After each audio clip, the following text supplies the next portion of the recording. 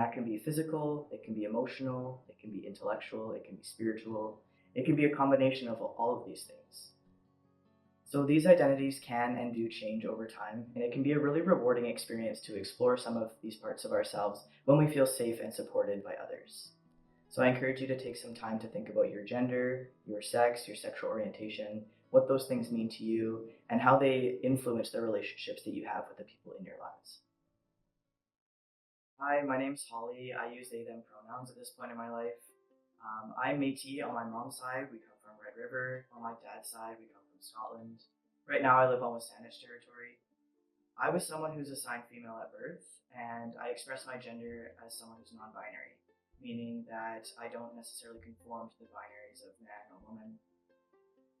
Feeling seen and understood for these parts of myself is really important to me, and so I hope to increase awareness and inclusivity for others to feel seen, respected, and valued for who they truly are as well. So there has been growing awareness of the importance of using certain words when referring to other people. These are called personal pronouns.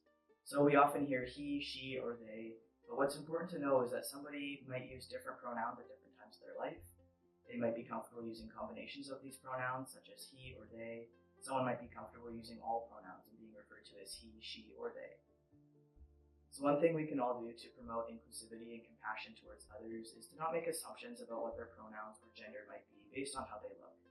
So the best way to check in with someone about their pronouns is to share our own, to share our chosen name if we have one, and to ask them theirs. So asking them what ways they like to be referred to, what name they like to be called. That way we're not making assumptions about them based on what they look like. It can take practice to get this right though. Oftentimes we can know someone their whole life and then they go by different pronouns or they change their name. And that's okay. This is just part of building good, safe, supporting relationships for other people. So using someone's personal pronouns and chosen name if they have one can be a way to build respectful and caring relationships that feel supportive and affirming for them. So if someone shares with us that they're changing their name or they go by different pronouns now, we can just do the work of practicing this, using those pronouns when the person's not around, and trying our best to get it right when they are around.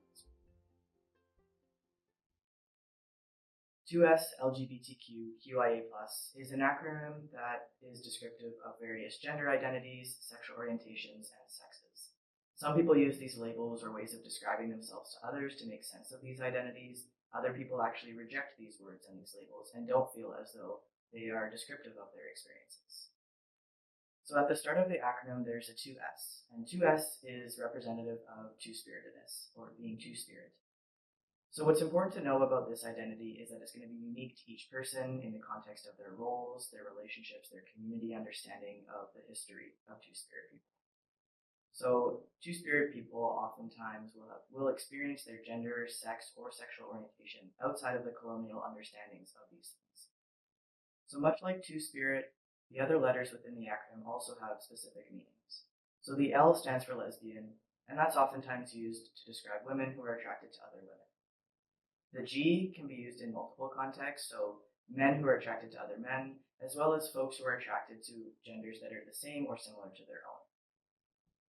Bisexual is a term that is used to describe folks who are attracted to either both genders or other genders outside of the binary. So those who are bisexual are attracted to either multiple or both genders, depending on how they understand gender. T is for